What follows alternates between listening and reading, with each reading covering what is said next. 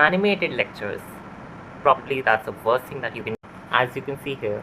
If you are one of those students who think that we'll watch videos before examination for English and we'll just watch do before an examination, it will just ruin everything. So it's the worst possible thing that you can do before your examination if you are relying solely on it.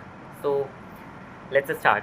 This is Pavitra Nigam from This is Learning and ये video होने वाला है for English specifically, and please don't waste your time on animated lectures. It's just this joke or card. So let's start. सबसे पहले आपको क्या करना है, you will have to open your NCERT and से ये है मेरी 12th की NCERT. 10th की भी NCERT ही होती हैं दो. Last lesson, this is the first chapter, and as you can see I've highlighted some text over here about the author. में see you don't have to cram up the birth dates and all और ये सब बकवास जो भी है. आपको करना क्या है, जस्ट ये कि एग्जर्प्ट है ये या कुछ इस तरीके की इन्फॉर्मेशन कि this text is taken from this book और ये वो वगैरह वगैरह. It will just add up to your long answers. अगर आपको ये लिखना है और आप ये लिखते हो so it's really good. There are some chapters जिनकी काफ़ी ट्रिकी वोकैबुलरी यूज़ करती है. It depends on author. So आपको करना क्या है, you will have to work little hard but trust me it's worth it. कैसे से आप वर्ड मीनिंग्स लिख सकते हो. As you can see here, यहाँ मैंने ऊपर नीचे साइड में ये सब लिख रखे हैं. ये वो वर्ड्स हैं जिन पर मेरे को समझ नहीं आ रहा था कि what the meaning is. I search them in. आप डिक्शनरी यूज़ करो, आप फ़ोन यूज़ करो, गूगल यूज़ करो, कुछ भी करो, उनके मीनिंग्स निकालो and write them out in the NCERT itself. Because when you revisit the NCERT आपके दिमाग में ये वर्ड्स छप जाएंगे and there is nothing better than using these as it is words in your answer. यही होते हैं हमारे कीवर्ड्स. मेन हम वो टेक्स्ट हाईलाइट करते हैं that is different from the ongoing story. Story हम क्या कह सकते हैं, जैसे suppose this is lost spring. So इस स्टोरी में क्या था कि ऑथर का एक्वेंटेंस शो किया गया है विद रैग पिकर्स और मेनली पुअर पीपल जो कि जिनकी कंडीशन ठीक नहीं है. सो जो इसका सेकेंड पार्ट है it's a more of factual basis, like कि सीमापुरी एक जगह है जहाँ पर जो पेरिफेरीज पर है दिल्ली की, yet miles away from it metaphorically. You have to understand these words. Reading का मैंने हमेशा कहा है in my previous videos as well, आप कथा नहीं पढ़ रहे हो, you are trying to understand things so you must read. यहाँ इसका मतलब क्या है कि जैसे on the periphery of Delhi, that means on the boundary of Delhi, yet miles away from it metaphorically. Why is it miles away from it? Because the conditions in the Simapuri are so much worse that वो लगता ही नहीं है कि वो दिल्ली का part है. ऐसा लगता है कि वो कोई बहुत मीलों दूर की जगह होगी. उस तरीके से यहाँ पर मेटाफर यूज़ किया गया. सो आपको ऐसे ही चीज़ समझनी है and highlight these words to जिनके आप मीनिंग लिख रहे हो. इस तरीके से आपको करना है अपना chapter end. And after ending one chapter what you have to do is उठाएंगे. अब हम रेफरेंस बुक में डिस्क्रिप्शन में लिंक डाल दूंगा ऑफ द वीडियो जिसमें मैंने रिकमेंड करी है बेस्ट बुक्स फॉर क्लास 10. आप वो देख सकते हो. First of all read the summary. ये है ऑल इन वन मेरी क्लास 12 की समरी रीड करनी है आपको. एंड देन इसमें भी आपको वर्ड मीनिंग्स मिलेंगे. हाईलाइट दोज जिनके आपको याद नहीं रहे after reading from the NCERT itself. Then please and please सीधे NCERT फोल्डर की ये क्वेश्चन आंसर रटने में बैठ जाना. What you need to do is first of all start with MCQs. I always say start with MCQs because ये सबसे easy रहता है. MCQs से आपने किया स्टार्ट. यहाँ पर आपको मिल जाएंगे नॉर्मल MCQs जो कि आपके एग्जामिनेशन में सीधे ऐसे नहीं आते कि MCQs का एक कॉर्नर आ गया. No, but these will help you to remember the things. These will help you to remember mostly मतलब जो सारा कंटेंट है, ऑथर कौन है और फैक्चुअल कंटेंट यहाँ से आपको मिल जाएगा. देन आपके आएंगे extract based question. If you can see here extract based question. Now read the extract again even if you have read it in the NCERT. of course आपने रीड किया होगा but again आपको read करना है. इसमें भी आपको कुछ मिलेगा. Highlight it again. जितनी बार आप रिविजिट करोगे उतनी बार वो लाइन आपके दिमाग में छप जाएगी. And when you right it on the paper the examiner will surely be impressed कि आपने एज इट इज़ NCERT चेप दी. सो ये है. Extract base first of all solve करने हैं। एक्सट्रैक्ट हो गया, हमारा काम खत्म। एक्सट्रैक्ट भी सॉल्व हो गया, एमसीक्यूज भी सॉल्व हो गए, then move on to NCERT folder. अभी आपको शॉर्ट क्वेश्चंस पर नहीं आना है, पीवाईक्यूज उस पर अभी आपको नहीं आना है, एनसीईआरटी पर। एनसीईआरटी के आपने लर्न करे। देखो, what is the point of learning question answers in English? Mainly क्या पॉइंट रहता है? पॉइंट यही रहता है कि what is vocabulary? It's a collection of words जिनके हमें मीनिंग पता है and we know how to use them in our speech and in our writing as well. But vocabulary बनती कैसे है? हमारे हेड में कोई सॉफ्टवेयर इंस्टॉल तो नहीं है, अपडेट्स भी नहीं आते रहते हैं। So vocabulary is always borrowed from a place, say from a book, from a person, from somewhere, from lectures. वही वोकैबुलरी आपको यूज़ करनी है। सो इसीलिए आपको क्वेश्चन आंसर्स थोड़े तो लर्न करने पड़ेंगे। You can't just be rigid कि नहीं मेरे को जितना आता है मैं अब उतना ही लिख दूंगा, इंग्लिश आती है, ये है वो टाइप करके। No, after learning some of the question answers you'll know how to use the exact lines from NCERT, you'll know how to use some expressions, और आपको हमेशा कुछ ना कुछ नया मिलेगा। There is no end in studies, ना ही वोकैबुलरी में। आप चैप्टर की स्टोरी रट लोगे, बट आपके पास काफ़ी वे रहेंगे कि आप अपने आंसर को कैसे फ्रेम करो एंड आप उस आंसर को कैसे एक तरीके से अट्रैक्टिव बनाओ। जब हम स्टोरी पढ़ते हैं, what matters is I to write stories. किसी दिन मैं भी शेयर करूँगा अपनी स्टोरीज़ फॉर शो। जैसे मेरा मेजर कंटेंट जो मैं लिखता हूँ, it's horror, thriller and mystery. Mainly concept strong होना चाहिए था। कॉन्सेप्ट, उस चीज़ को हम हटाते हैं साइड में, हम आंसर राइटिंग की बात कर रहे हैं, तो कॉन्सेप्ट का उसमें कुछ है नहीं। कॉन्सेप्ट आपका वही होगा जो आपका चैप्टर है। What matters is opening matters a lot.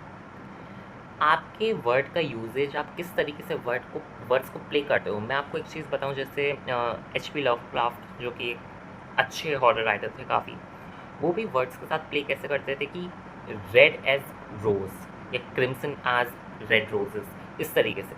So crimson mainly हम ब्लड को कहते हैं, हम डायरेक्टली नहीं कहते, इट्स पोइटिक लैंग्वेज। सो यहाँ वर्ड्स का प्ले है जो कि काफ़ी मेस्मराइजिंग लगता है, और आपको ये चीज़ अपने आंसर में करनी आनी चाहिए। जो जैसे कहते हैं ना कि शहद का पकता हुआ सा आंसर, बिल्कुल वोकैबुलरी ऐसी, बिल्कुल एक्स्ट्रा वेकेंट भी नहीं जाना है आपको। You can even be modest, but with the use of your language, your tone, especially your tone. Many students start writing कुछ भी ऐसे ही लिख दिया सीधे, प्लेन। एक ही टेंस में चलते रहते हैं वो लोग। उन्हें पता नहीं है कब प्रेजेंट से कब पास्ट में स्विच करना है और किस तरीके से आपको वर्ड्स के साथ प्ले करना है, जिस वजह से आंसर एक तरीके से बोरिंग भी लगता है। सो उस चीज़ को आपको सीखना है। और ये कैसा आएगा? By learning some question answers, by reading them. Actually learn नहीं कर सकते, कोई बात नहीं, रट्टा मेरे से भी नहीं लगता था। रीड देम, आपको कुछ लाइनें याद रह जाएंगी जो आप कैसे लिख सकते हो। सो ये था आपका इंग्लिश का मेन वो पार्ट जो कि लिटरेचर है। नाउ लैंग्वेज पार्ट के लिए मैं सिर्फ इतना ही कहूँगा कि 12th में लैंग्वेज नहीं है, 11th में लैंग्वेज है, 10th में लैंग्वेज है। सो लैंग्वेज पोर्शन के लिए जिसमें कि आपके डिटर्मिनेंट्स, मॉडल्स वगैरह आ जाते हैं, टेंसेस वगैरह, इट्स जस्ट प्रैक्टिस। पहले मेरे 10 में से जस्ट से 2 आंसर्स करेक्ट होते थे, बट अब मेरे टेंसेस में काफ़ी अच्छे आंसर्स आते हैं एंड इट्स जस्ट प्रैक्टिस। कैसे करोगे आप? उठाओ बुक, पढ़ो रूल्स पढ़ो, फिर पढ़ो, नहीं आ रहा करो, एंड देन फिर आकर पढ़ो। You will get some things. जैसे कि मैं आपको बताऊँ, पास्ट परफेक्ट कहाँ यूज़ होता है? पास्ट परफेक्ट हैड कहाँ यूज़ होता है? The patient had died before the doctor arrived. Patient उससे पहले मर चुका था जब डॉक्टर आए। उससे पहले means the death of the patient occurred much before than the doctor, much before, और even it can be little before. But जो इवेंट जो उससे ओल्डर होता है, 2 इवेंट्स का कंपैरिजन चल रहा है, डॉक्टर का आना, पेशेंट का मरना। पेशेंट का मरना पहले हुआ, उसे आप दोगे had, and doctor, it will just go with your second degree, your past tense degree. And similarly अगर मैं कहूँ एनी और सम में बहुत बच्चों को कन्फ्यूजन होता है, एनी का हम यूज़ कहाँ करें, सम का यूज़ हम कहाँ करें। So don't you have dash friends in school, बहुत बच्चे हैं सम लगा देते हैं, don't you have some friends in school. No, यहाँ पर ये चीज़ गलत है, यहाँ एनी आएगा। यहाँ एनी क्यों आएगा? Any is associated with a negative sense. Don't you, क्या तुम्हारे पास नहीं है? Don't you, do not you, don't you. So इसीलिए यहाँ एनी आएगा। यहाँ पॉजिटिव सेंस में होता है do you have dash friends in school, do you have, यहाँ सम आ सकता था। एंड इट्स पॉसिबल कि ऐसे भी सेंटेंसेस हों जहाँ एनी और सम दोनों आ जाएगा, बट लेकिन वो ऑप्शन आपको इस तरीके से नहीं देंगे। सो मेन चीज़ है आपको रूल समझने होंगे। ये चीज़ कैसे पता चलती है? प्रैक्टिस करो, रूल समझो, लेक्चर्स देखो। लेक्चर्स किस सेंस में देखो, फिर से मत आ जाना उस पर कि अभी तुम मना किया था और इसके लिए मैं कहने लगा। These are language is entirely different play than your literature. Literature के लिए देखोगे तो आप बकवास करोगे। एंड देन हम आते हैं लैंग्वेज के बाद, अब हम आ जाते हैं writing section. Writing section is practice but it's focus practice. यहाँ वो चीज़ आ जाती है, hard work in the correct direction matters. उसके लिए आप क्या करोगे? आपको यहाँ पर थोड़ी स्नीकीनेस दिखानी है, आपको स्नीकी प्ले करना है, आपको उठानी है लाइन्स। पढ़ो बुक कोई भी रिफ्रेशर बुक हो, जैसे कि लेटर में मेरी फेवरेट लाइन जो होती थी स्टार्ट करने के लिए, I am writing this letter not to complain but in the hope that my concerns would be regarded through your वगैरह वगैरह वगैरह, ऐसे इस तरीके से। So you need to extract lines जो कि अच्छी हों, जो ओपनिंग लाइन्स आपको एक तरीके से चुरा लेनी है, सीधे बुक से उठा लो, सबसे बढ़िया चीज़। एंड बॉक्स में बनाना, अच्छे से वो क्लोज करना, जो कंटेंट बॉक्स का है सिर्फ उसे ही कर देना, सब कुछ नहीं। मैं आपको दिखाऊंगा कि जो CBSE की मार्किंग स्कीम है उसमें जिन चीज़ों में बॉक्स है उसके लिए अलग से स्पेसिफाई किया गया है that there must be a box. इस तरीके से आपको ये चीज़ करनी है। प्रैक्टिस ज़रूर कर लेना, एक दो की कर लेना, और भी मतलब एक दो इन द सेंस, पहले टॉपिक किया एंड देन 3-4 प्रैक्टिस कर लिए, then move on to next topic. अटके नहीं रहना कि नहीं अब तो हम 100 क्वेश्चन लिख कर ही कर लेंगे और फिर ये नो। लिखो, रीड करो, लिखो, रीड करो, लिखो, रीड करो। रिजिड मत हो, सब नहीं लिखना है, बहुत टाइम वेस्ट होगा। सब नहीं रीड करना है क्योंकि फिर कुछ प्रैक्टिस नहीं होगी। You need to practice and you need to save your time as well. So practice enough and write enough.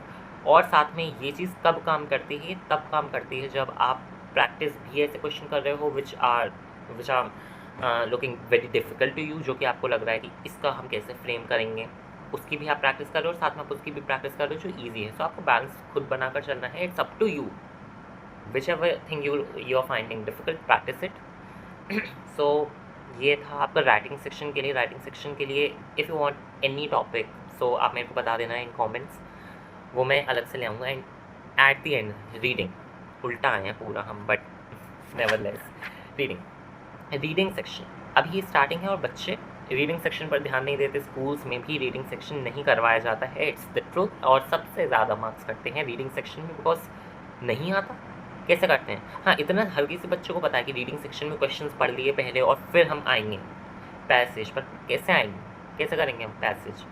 First of all you have to skim through the passage after reading questions. Skim through the passage का मतलब है कि आपको ऊपर से जल्दी read करना है, जिससे एक होता है ना कि जैसे से एक हार्ड हिस्ट्री का वर्ड है प्रोलेटेरियनाइजेशन, क्लास 10 की हिस्ट्री का वर्ड है। इसका मीनिंग क्या है? सपोज कि आगे अगर कुछ इस तरीके का एक्स्ट्रा है, सो आपको क्वेश्चन दिया गया है व्हाट यू मीन बाय प्रोलेटेरियनाइजेशन, ढूंढो उस वर्ड को पूरे में, जल्दी ढूंढना है आपको। स्किमिंग करनी है। डीप रीडिंग अभी शुरू नहीं हुई है। एक का आंसर मिलेगा, दो का आंसर मिलेगा, 2 क्वेश्चन के बाद अब आएगी डिफिकल्टी तीसरे का। पहले ये चीज़ तो बिल्कुल मत करना कि आप 10 के 10 क्वेश्चन पढ़कर और फिर ढूंढने लगो। कुछ ना तो क्वेश्चन याद रहेंगे ना आंसर समझ में आएगा। 2 पढ़ो, 2 के आंसर ढूंढो, उसके बाद एक कर आ जाओ। एक अब ठीक है, आपको पता चल गया कि पैसेज की थीम क्या है, आप समझ गए, अब आप वो करो रीड। और साथ में जो मेरी एक एडवाइस है कि प्लीज़ किसी भी क्वेश्चन बैंक खुद से बने हुए क्वेश्चंस मत करने लगना रीडिंग सेक्शन में। रीडिंग में कभी भी अगर क्वेश्चंस करने हैं PYQ उठा लो, भले ही आपके पैटर्न से मैच नहीं कर रहे हैं, बहुत पुराने भी अगर आपको मिल रहे हैं, बहुत पुराने इन द सेंस ऐसा कोई बहुत बड़ा पैटर्न चेंज हुआ नहीं है, बट स्टिल थोड़ा सा हो जाता है कि कभी MCQ ज़्यादा आ गए, कभी नॉर्मल आ गए। सो उस तरीके से अगर वो भी मिल रहे हैं, आप PYQ उठाओ प्लीज़। आप बुक के खुद के क्वेश्चंस मत करना, ये ना आप बहुत कंफ्यूज हो जाओगे कि हम कैसे करते हैं। और खासकर उन टाइप के क्वेश्चन में कि what according to you should be the appropriate title for the given extract. सबसे बकवास मेरे को ये क्वेश्चन लगते हैं क्योंकि इसमें ये है, ये बाय चांस है, दिस इज़ डेस्टिनी। अब आपका दिमाग चल गया, उस टाइम मैच हो गया जो पेपर सेट जिसने किया उससे, then you will get marks. So don't panic, give your best and अच्छा होगा। वीडियो काफ़ी लंबा हो गया, so that is it for today. I hope you found this helpful. Please share it to someone who would find it useful as well. And if you have any questions, please आप लिखो comments में. I'll surely answer to them in the next video. And next video is probably gonna be of physics class 12th. So that is it for today. Thank you.